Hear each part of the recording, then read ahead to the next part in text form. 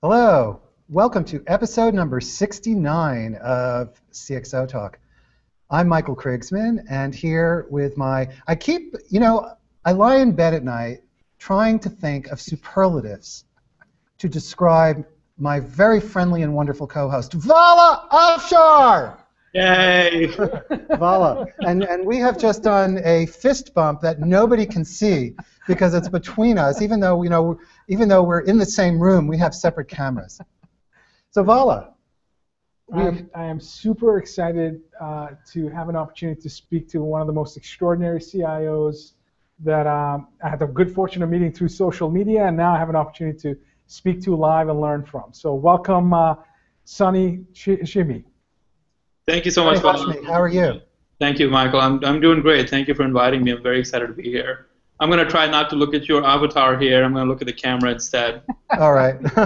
And Sonny is the CIO of the General Services Administration, which is an enormous. You're in addition to everything else, you're the largest landlord in the world, right? We are an interesting agency. We are, we have a very proud mission. We are the largest landlord in the world. We manage about 10,000 facilities, about a third of 1 billion square feet of office space across the nation and overseas. We manage about 210,000 fleet cars, which makes us larger than Hertz and Budget and any of the other large fleet providers combined in some cases. We manage billions of dollars of acquisitions that the federal government relies on every day to service its citizens. We're a very interesting agency, and in addition to all of that, we have a very important mission to influence federal-wide, government-wide policies and information technology. So it's been interesting. I've been here for about 3 years now, and it's never a dull moment where we're not able to exert our influence or have an impact in the larger federal community in some way. So it's very proud to be part of this organization. That's fantastic. Well, Sonny, I want our audience to know that you received the 2014 Federal 100 Award for Digital Government Innovation for your work as a cloud expander, and we'll learn more about that throughout the show. You were also named in 2013 as one of the top most social federal CIOs in the country. So can you talk a little bit about your role as the CIO at the GSA? Yes, thank you. And I should clarify, the top social CIO award was far more important to me than the Federal 100 in some ways, because the company was just amazing. And thank you, Vala, for your kindness on that. But my role at GSA is interesting. I feel like I'm part of a community in GSA which extends beyond our agency, where we really think about and envision what the future of federal IT looks like. GSA, like I said, has many different roles to play in the federal government, whether it's policy, whether it's through our Office of Citizen Services and Innovative Technology, really championing use of modern technology, cloud, social, mobile, and to improve the government-wide information technology posture, or whether it's implementing and managing our own information technology infrastructure. We play a role in a wide gamut of things. I'm very fortunate that I get to work with so many brilliant, smart, exceptional CIOs across the federal government on a day-to-day basis, and we are we're thrilled to work closely with them to make them successful in their missions. At GSA, we have like any medium to large size federal organization, we have about 17,000 end users. We are located in about over 200 different locations across the federal government, across the country and overseas.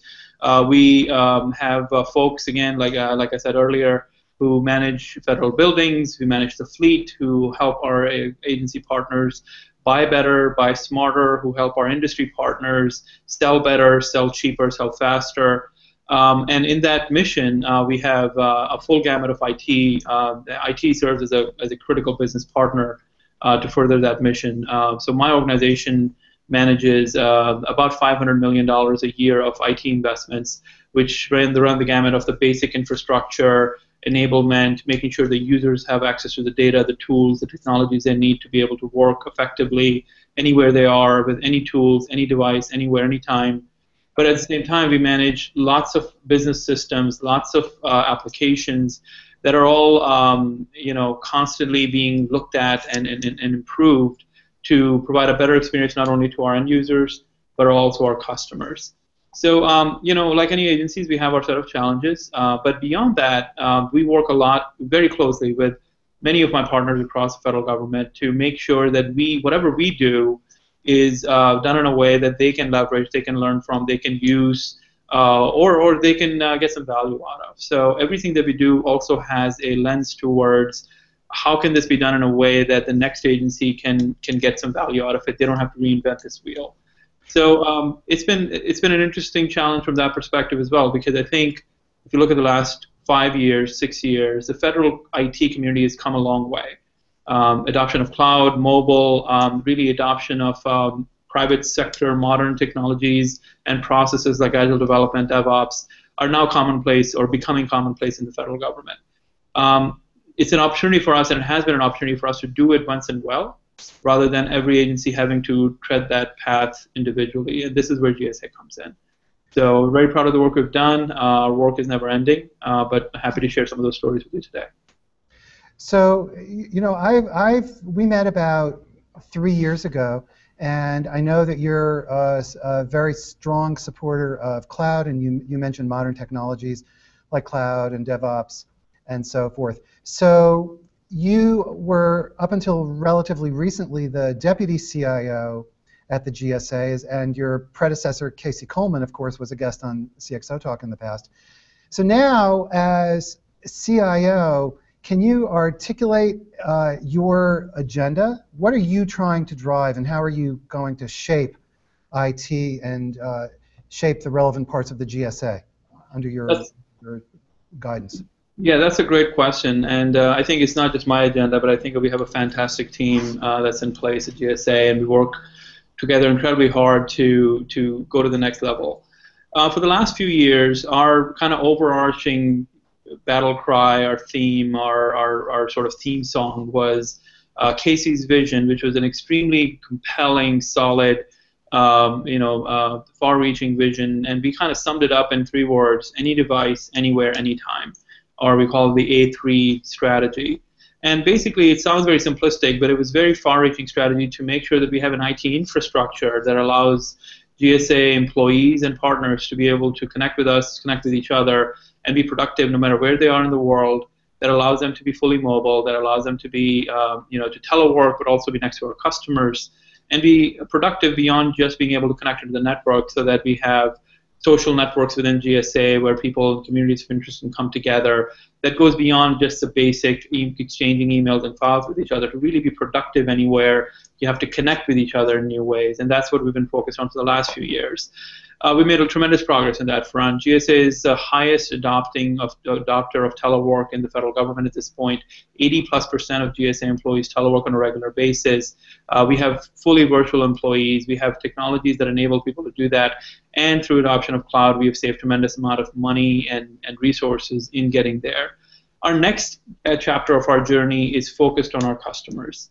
We want to be a customer organization. We want to put our customers, whether it's agency partners or whether it's our vendor community that we work with, or it's our citizens, we want to put them at the center of our universe. And that requires a next big picture thinking.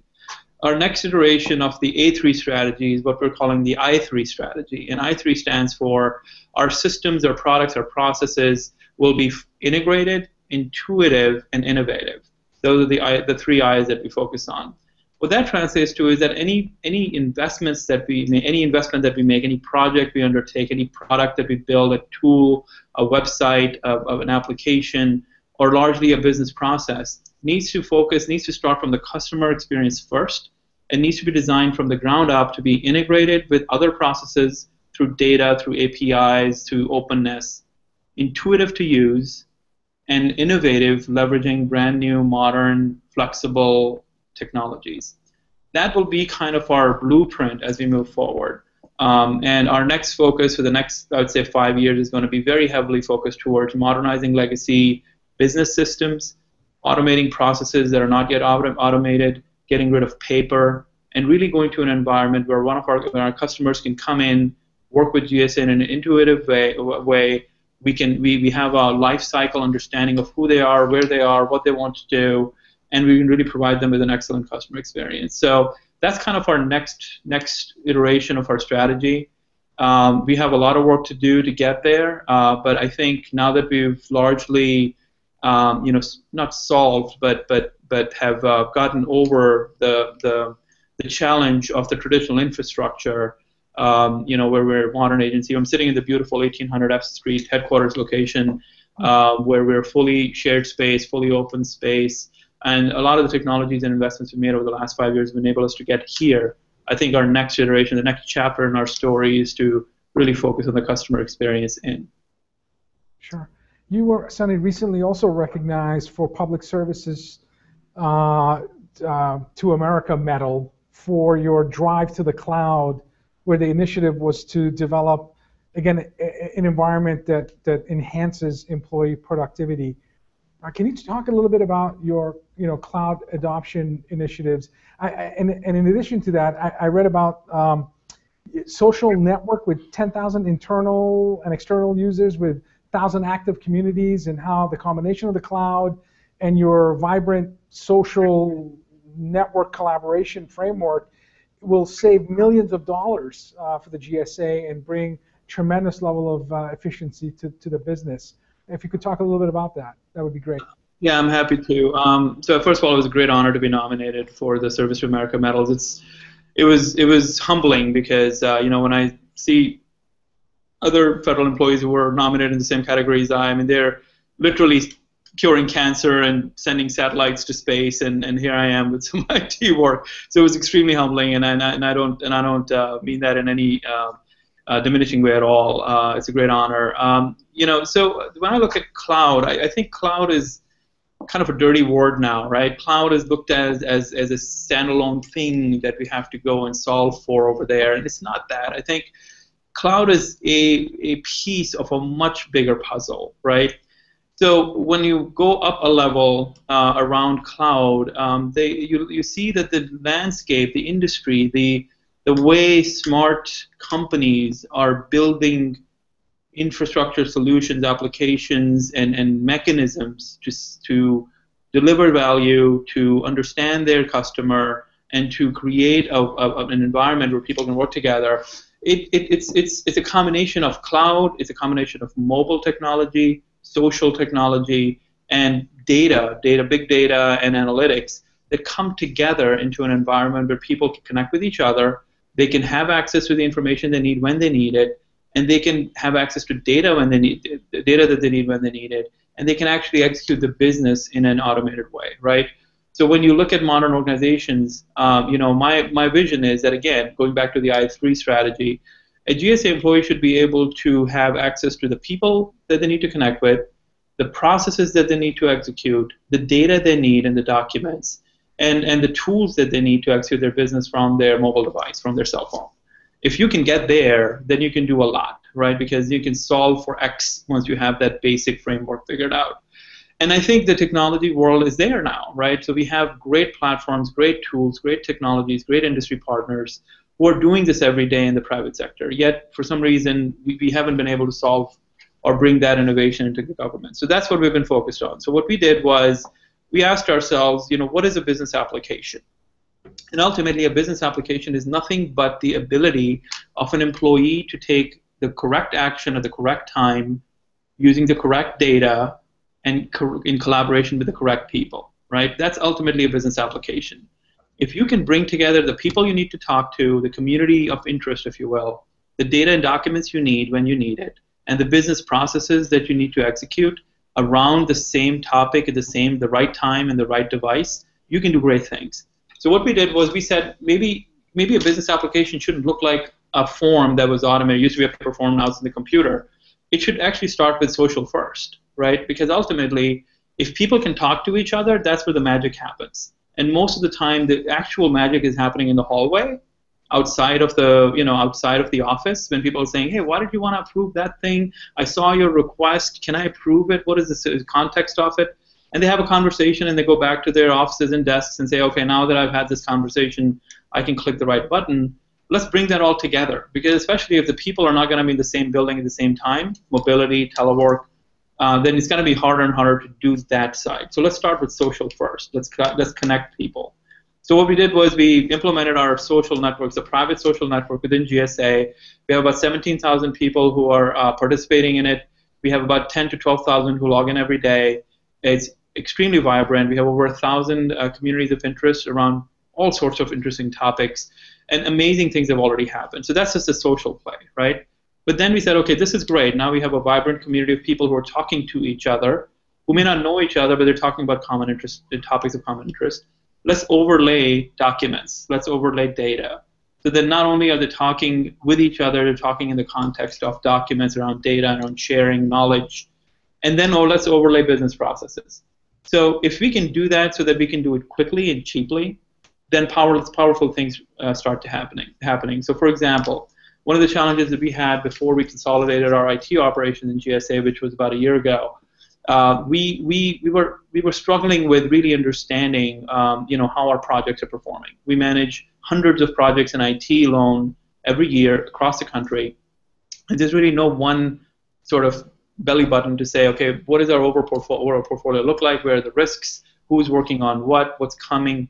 So when the administrator would ask me, or at that point my boss, okay, so where are the risks? Which products are about to hit when? We couldn't really answer those questions without doing data calls and calling people. And so we used this platform to literally in 3 days develop a project management app. And it started out as something minimally viable product, small product, and grew from there, very agile, very responsive to what people actually needed. And basically the whole concept was this: let's connect people first.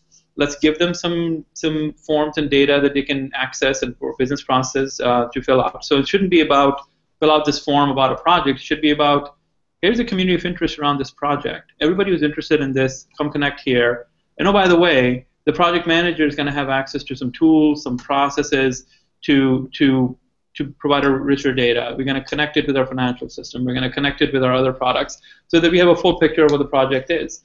And about a year later, we are at a point now where I can go and click one button and know where across my entire project portfolio, which is over 300 or so projects, exactly what my schedule variance is, exactly what my cost variance is. But far more importantly, I can talk to somebody. I can say, hey, my boss asked me a question about this data center consolidation thing this morning. What do you think about this idea? Or have you thought about this? Or isn't this similar to what the other guy is doing over there? And that's where the magic happens. Conversations start, people connect with each other, realize that they have the same thing, they're trying to do the same thing. So that's our kind of vision for the future. Apps should be social, apps should be mobile, the application should come after, the people, data, and processes should come first. And that's a great news story. That's a great magical thing once you figure that out.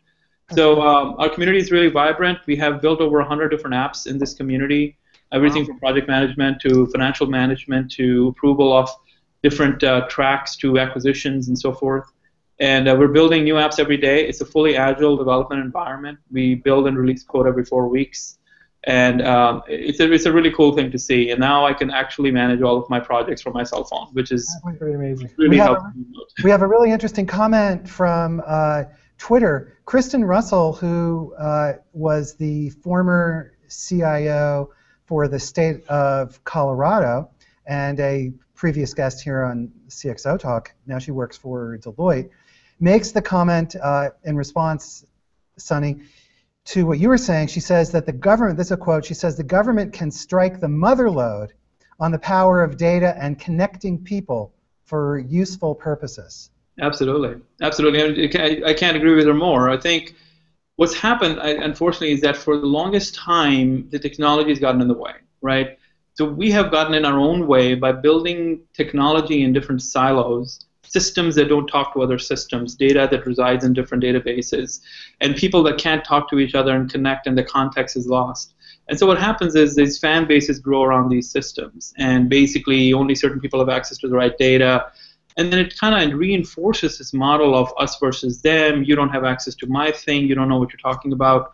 By opening all of that up and inverting that model where you connect people first and then connect the processes around them, amazing things start to happen. I'll give you another example. We built a quick app. It took us about 4 days to build in the cloud to track all IT spending. We were having a difficult time really understanding what we were spending on. And we know what we spend, how much we spend, but we don't know how many, different types of products were bought, how many licenses of a certain thing. And we were a large organization, so it's kind of hard to do that. So we built this app. We mandated that every IT spending has to go through this app just for tracking purposes. And then we were thinking it was about just a tracking mechanism, a form that gets filled out and we get reports out of it. And very quickly, because we built social first, a lot of the magic started happening in the social feed around each one of these, right? So it wasn't about the $59 or the $59,000 you're going to spend on a product. Right. It's about the conversation around why the heck are you buying this? We already have 2 of these. Did you know that this product is about to get obsolete? And have you looked at this other thing yet?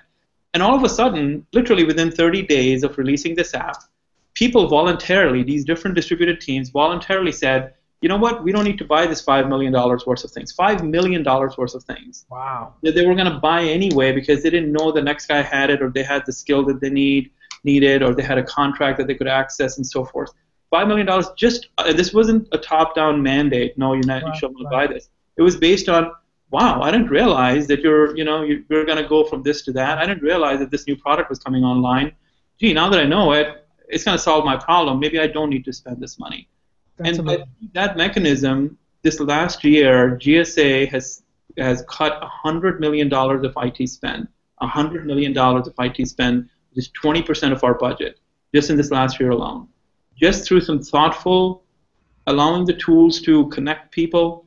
And that's just one example. So it really excites me when I think about how we can use that mechanism to connect communities of interest around citizens, around other agencies. There's so much more we can do. That's pretty amazing that by connecting people, you're connecting the dots, and you have $100 million of cost avoidance because of the fact that people are collaborating. I wanted to ask you, that's amazing. That's fantastic. Congratulations to you. And anybody who questions the power of collaboration should watch this show and rewind and rewatch the last 1 minute of your commentary. That's incredibly powerful. We have a question from, I assume, a CIO thought leader that you know well, Dr. Elisa Johnson, Deputy CIO of the White House. And Dr. J asks regarding, how does the GSA prepare to embrace disruptive technology? That's a fantastic question. And Dr. J gave me a shout out in her CXO-Talk, so I'm going to give her a shout out as one of the most visionary mobile social CIO in the federal government. So right back at you. All right. That's a great question, though. I think one of the things we realized early is about three or so years ago, we had a big aha moment. And that was that, look, where the world is going, if you look at how modern smart organizations are deploying product today, right? If you think about how Airbnb deploys product, or Zappos, or Uber, or Google, Facebook, they don't hold big classes where people get everybody into a big room and say, okay, now we're going to do training on Google version 42.9. They integrate small changes throughout their product's lifecycle so that the end user, and they make them intuitive. That's one of the I's, the 3 I's that we have, right? Make them intuitive so that the end user doesn't have to go through massive change every time. And we realized that when we first started going to the cloud and moved our email to the cloud, we moved the social network and so forth, we realized that we're going to be pushing changes out all the time. Whether we roll them out or our cloud service providers roll them out, the bottom line is that our end users have to be taught they can't be given the fish anymore. They have to be taught how to fish. They have to be taught how to learn constantly, rather than giving them big classroom trainings every time there's a change, because it's just not going to happen. That old model of training was designed around the ERP days, right? The ERP changes once every 5 years. Every 5 years, you get everybody into a big conference room and say, okay, guys, this new version is going to change these 18,000 things. Let's get started. Now we can't afford that. Now we have to change constantly. So over the last 3 years, I think we've done a lot to prepare the GSA workforce to learn themselves, but then giving them self-service tools that help them along the way. So we don't do really any classroom training anymore in GSA. We do once in a while when we have a big product getting launched. But we release every week. We release 3 different things. That's my role. 3 things every week. And those 3 things could be, hey, did you know a new version of Citrix is about to hit? Did you know that Google Hangouts is coming? Did you know that this new system login mechanism is going to change? Here's a 1-minute video that can tell you how you log in. So we constantly introduce change in small bite-sized increments, and that works out pretty well. And then you make it very searchable. You make it online. Anybody who has a question around, I don't know how to set up my mobile device to do this thing now, or they go online, they search for it, and there's a video or a handy tip tool or whatever that usually gets them on their way. And then if that doesn't work, then again, we go back to our social network, right? So we have a community of interest, which we call Ask IT. Ask IT is basically a clearinghouse of anybody who has any IT questions, go and ask there. And you can ask any random question. Have you thought about this product? Or I saw a demo of this thing, or I couldn't log in today, what the heck is going on? And what happens is we have IT people looking at that constantly. We have other users who are engaged. We call them the Jedi group. They jump in, they kind of help each other out. They say, by the way, maybe you missed this new thing came together, here's a document that should help you. That's the new model. That's the new model. You go and you seek the help that you need when you need it, and there's a community around you to help you. And then we also have a walk-in center. So instead of the traditional, let me come by your desk side and help you local support model, we have a Genius Bar type mechanism. Not using that name, I know it's proprietary to Apple, but a walk-in center where people just walk in and ask a question, and there's people there to answer them, and they can walk them through a demo or help them out. So those are the kind of things that have helped us get our GSA population ready for the change. And now the best thing is that once they're ready, then you can crank that. Then you can sort of copy and paste that model over and over again as you deploy new technologies, Sure. new solutions. You don't have to reinvent the training wheel every single time. Sure. So you're basically, I'm sorry. So you're basically driving engagement and adoption with constant, intuitive, and incremental change. Exactly, and that's the right That's model. your strategy. That's exactly the right model. I also read that the 10,000 active users you have across your collaboration network is saving the GSA a couple of $1 million. So it seems like not only you're focusing on the 3 I's of innovation, intuitiveness, integration, but you also have this power of the community. Exactly right. Each other, and so the genius of the crowd. Yeah, I mean, exactly right. So I'll give you 2 quick examples of that. So on our project tab that I mentioned, it's open to all of GSA, right? There was a lot of controversy about it, right? Project managers didn't want their projects to be available to everybody. There's always something that goes wrong in a project. You don't want to be, kind of being called out on the carpet in front of the crowd.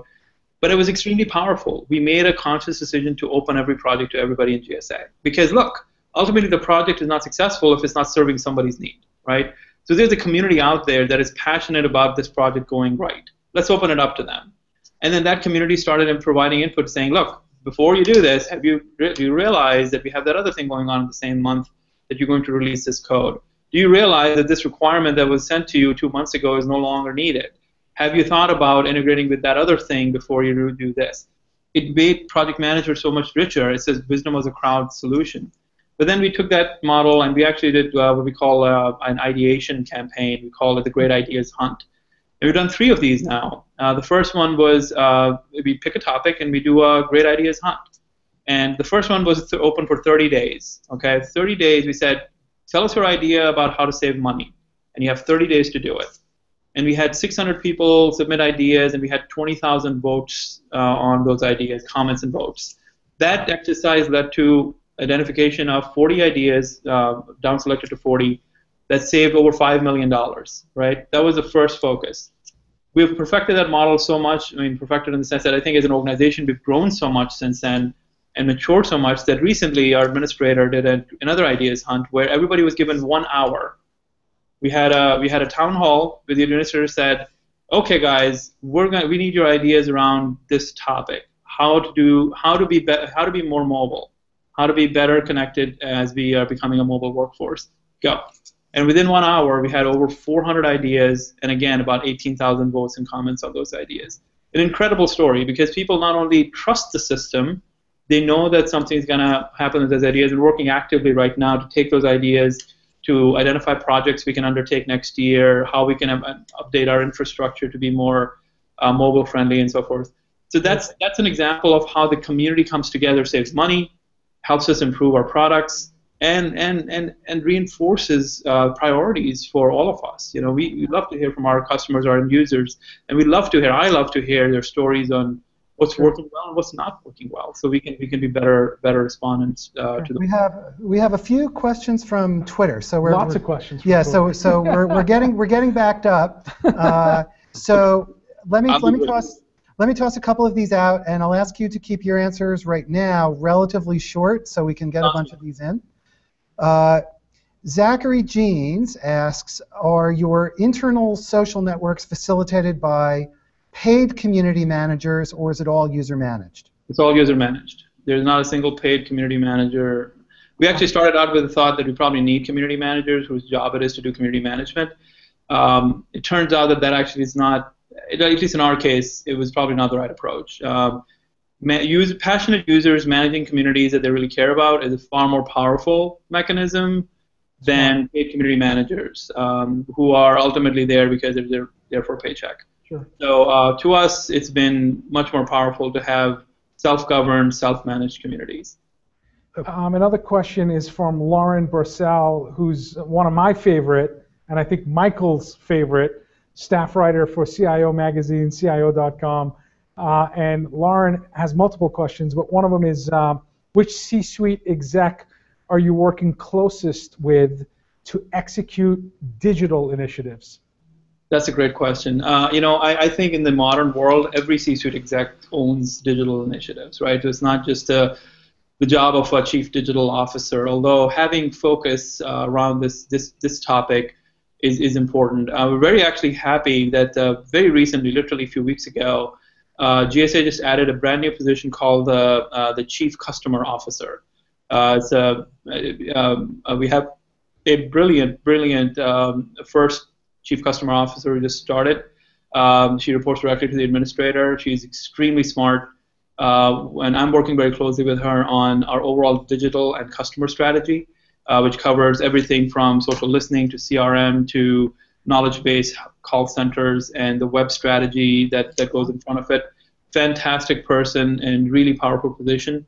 But beyond that, I work with every CXO and every business line director to really talk about their digital strategy. As you know, we also have a very powerful, an office full of smart people called the Office of Citizen Services and Innovative Technologies. We work very closely together. They look at these problems from a government-wide impact perspective, and we look at their expertise to bring back to GSA. Fantastic. And Lauren has another question, if you don't mind. And the question is, how are you using data and analytics to improve IT delivery? That's a fantastic question. We're not doing as much there as I think can be done, right? At the same time, I don't think anybody is. And this is a common challenge of our generation, if you will. Whoever wins the data battle wins the game. It's that simple. We're doing a lot with data in GSA, and I think I'm never going to be satisfied with where we are. So, for example, what we're doing now is we are relying on data very heavily for management decision-making in GSA. So the traditional cross-CXO questions around budgets, personnel, priorities, performance are all data-driven at this point, right? So we meet with the administrator on a weekly basis. We go through data. We go through metrics. We discuss where we are, where we need to be. And that's all driven by tremendous work behind the scenes to elevate and expose the right data from the right legacy systems. On the customer side, on the public-facing side, on the mission side, we're doing a tremendous amount of work with data. Everything from geospatial to big data and APIs and integration strategies are playing big roles. If you're interested, take a look at the strategy that we're building for the modernization of the IAE SAM system and organization. There's some tremendous work going on. That's going to be kind of our blueprint for how we build systems moving forward. There's a great link. I'll share the link on Twitter if you're interested. For a lot of thought leadership that's already gone in there, it's API first. It's exposing the right data at the right time. And then lastly, when it comes to data, we are doing a lot in the area of analytics. Analytics is not the same as data, right? We've had data for a long time, but if the only thing the data is going to generate is a report that sits in somebody's shelf, it's useless. Analytics is a brand new skill set that many organizations don't have, and we're building that skill set very quickly. So analytics is really all about massaging, using the data to get some really great insights out of it, and I cannot find people fast enough who are really good at that skill. So if you're somebody who's good at that skill, who really want to make a difference, and you wanna come work with us, let's have a dialogue.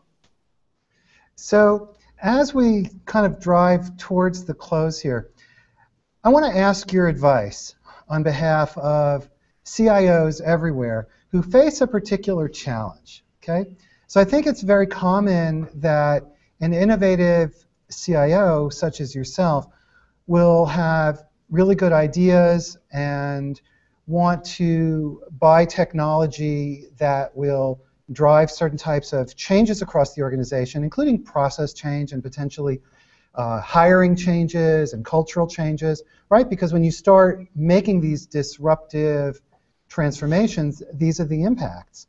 However, in many cases, especially for large organizations, the organization is not equipped to absorb the change that is implied by these disruptive efforts.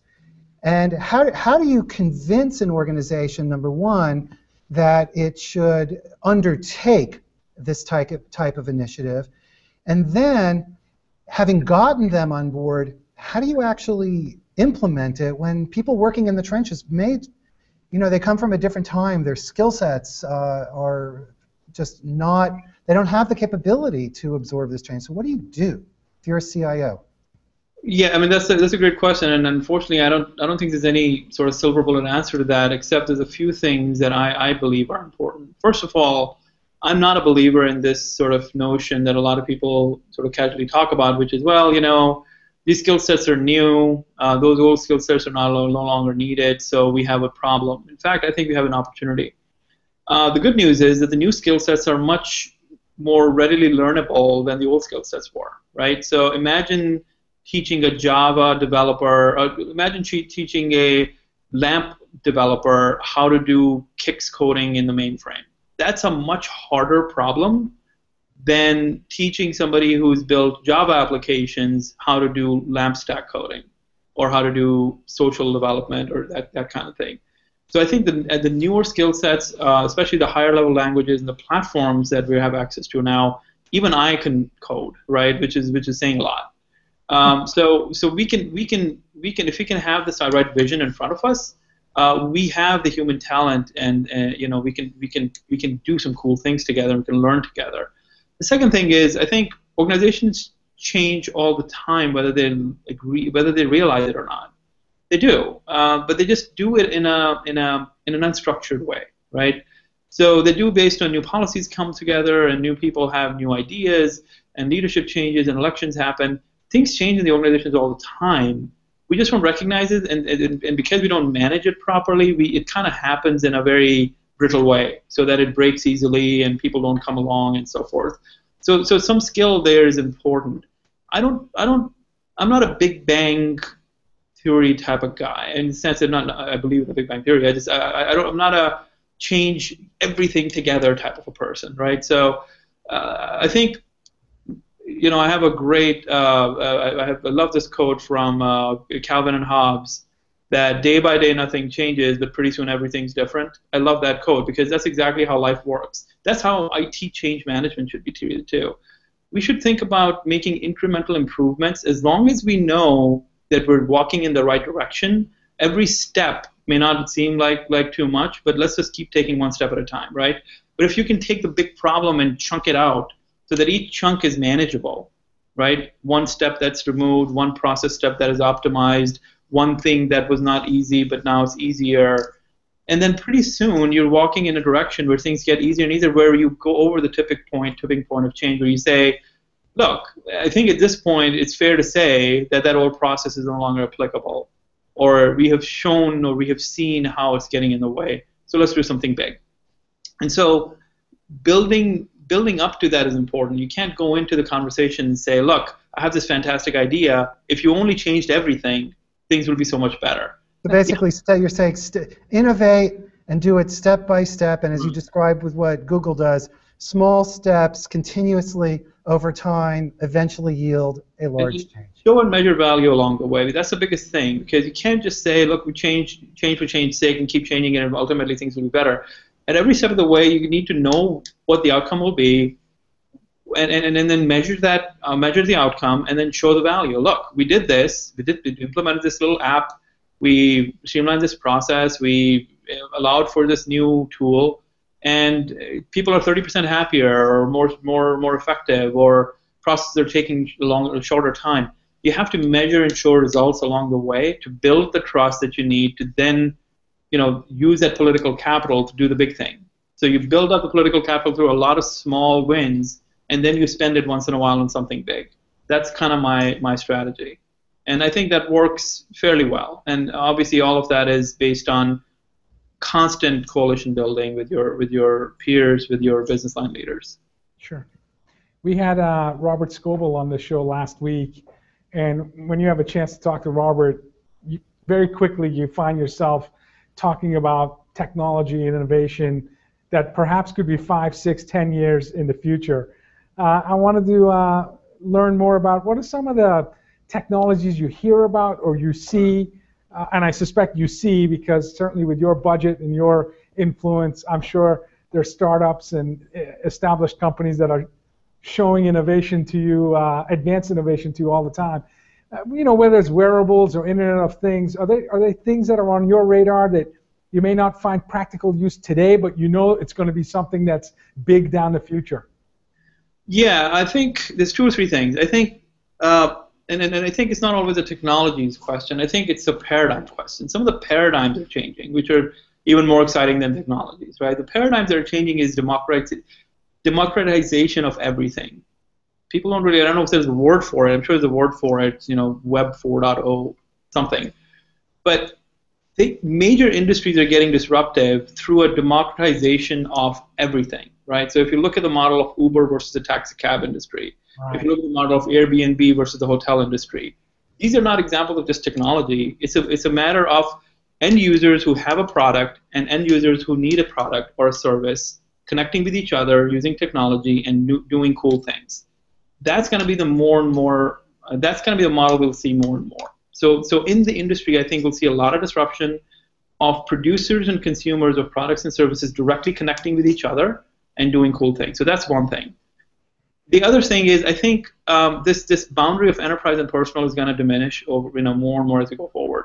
So you will see it manifesting through devices, bring your own device programs, telework, hoteling type things. But I think it goes well beyond that. I think if we go 10 years down, I really think a world where work happens in communities, which include government people, private sector people, vendor people, partner people, all coming together around a common topic and getting problems solved, is a much more viable model than we're government and your industry and we'll stay away from each other. How exactly we get there, I don't know, and technology is going to be a huge kind of enabler in that environment.